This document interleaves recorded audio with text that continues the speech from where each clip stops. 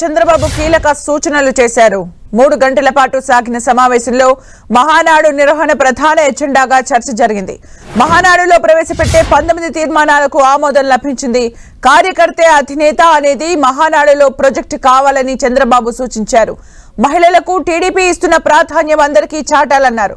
ఇక పార్టీ ఆవిర్భావం నుంచి బీసీలు వెన్నుదన్నుగా ఉన్నారని, ఆ వర్గాల అభివృద్ధికి కట్టుబడి ఉన్నామనే సందేశం ఈ మహానాడు ద్వారా చాటి చెప్పాలని చంద్రబాబు చెప్పారు.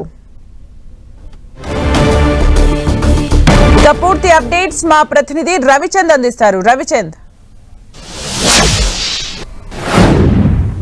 సుమిత్ర, ముఖ్యమంత్రి చంద్రబాబు టీడీపీ అధినేత చంద్రబాబు అధ్యక్షతన టీడీపీ పోలిట్ బ్యూరో సమావేశం దాదాపు 3 గంటల పాటు జరిగింది. దీంట్లో చాలా కీలకంగా మహానాడుకు సంబంధించిన అంశాలపై సుదీర్ఘంగా చర్చించారు. ఏదైతే మహానాడు తీర్మానాల కమిటీ నిన్న మొన్న సమావేశమైంది. దీంట్లో మొత్తం 19 తీర్మానాలు మహానాడులో ప్రవేశపెట్టాలని నిర్ణయించారు. ఆ తీర్మానాలన్నింటినీ కూడా పోలిట్ బ్యూరో ఆమోదించింది. అదేవిధంగా పార్టీ ఏదైతే సంస్థాగత వ్యవహారాలపై సుదీర్ఘంగా చర్చించారు. ముఖ్యంగా చంద్రబాబు పలు కీలక అంశాల గురించి ఇక్కడ పోలిట్ బ్యూరో సభ్యులతో మాట్లాడటం జరిగింది. ఏదైతే ఆన్లైన్ విధానంలో సమావేశం అయితే జరిగింది. ముఖ్యమంత్రి చంద్రబాబు అదేవిధంగా నారా లోకేష్ ఉండవల్లి క్యాంపు కార్యాలయం నుంచి ఆన్లైన్లోకి రావడం జరిగింది. అదేవిధంగా చూసిన మిగిలిన వారంతా కూడా టీడీపీ కేంద్ర కార్యాలయం రాష్ట్ర అధ్యక్షుడు పల్లా శ్రీనివాస్, అచ్చెన్నాయుడు, వర్లరామయ్య ఎక్కడి నుంచి కూడా హాజరయ్యారు. మొత్తం కూడా 29 మంది కూడా దీనిలో మాట్లాడటం జరిగింది. పలు కీలక అంశాల గురించి చర్చించారు. ఇటు పరిస్థితుల్లో కూడా కార్యకర్తలకు సంబంధించి ఫస్ట్ నుంచి పార్టీకి అండగా ఉండే బలహీన వర్గాలకి ప్రాధాన్యత ఇవ్వాల్సిన అవసరం ఉంది. ఏదైతే కొంతమంది నేతలైతే మండల వైజ్గా మహానాడుని ఏర్పాటు చేస్తే బాగుంటుందని అభిప్రాయపడిన నేపథ్యంలో చంద్రబాబు మాత్రం ఎట్టి పరిస్థితుల్లో కూడా క్లస్టర్లో సమావేశాలు పెట్టాల్సిందని కూడా చెప్పడం జరిగింది.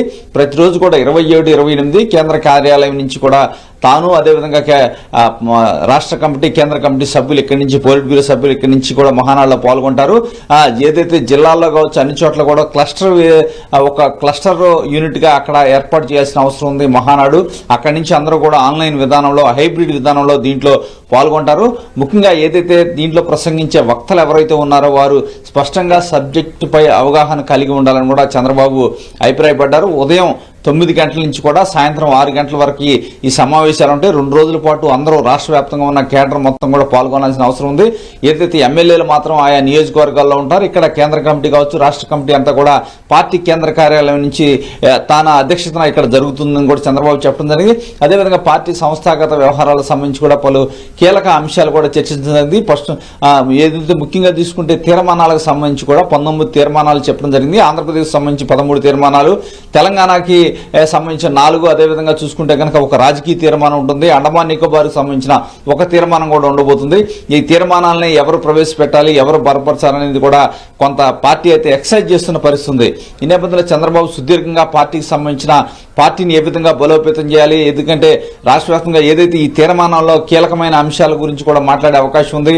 ఎందుకంటే ఏదైతే తీర్మానాలు ఏదైతే సూపర్ 6 పేరుతో ఆంధ్రప్రదేశ్లో 2024లో కూటమి ప్రభుత్వం హామీ ఇచ్చిన తర్వాత అమలు జరిపిన విధానం కావచ్చు, పశ్చిమాసియాలో ఉన్న యుద్ధ పరిణామాల నేపథ్యంలో ఆయిల్ రేట్లు పెరగడం కావచ్చు, తదితర అంశాలకు సంబంధించి కూడా ఇక్కడ తీర్మానాల రూపంలో చర్చించే అవకాశం ఉంది. ముఖ్యంగా రాష్ట్రంలో ఉన్న ప్రతిపక్షం ఏ విధంగా ఏదైతే అభివృద్ధి నిరోధకంగా ఏ విధంగా తయారవుతుంది, వైసీపీ ఏ విధంగా ఎటువంటి కార్యక్రమాలు చేస్తుంది, ఏ విధంగా రాష్ట్రంలో పెట్టుబడులు వస్తున్నాయి, యువతకు ఉద్యోగ అవకాశాలు దొరుకుతున్నాయి, ఇచ్చిన హామీలే కాకుండా ఇవ్వని హామీలను కూడా అమలు చేస్తున్న కూటమి ప్రభుత్వాన్ని కూడా చెప్తున్నారు. దీనికి సంబంధించి కూడా కార్యకర్త అధినేత అనే లక్ష్యంతో కూడా ఈ సమావేశం జరగాలని కూడా భావిస్తున్నారు.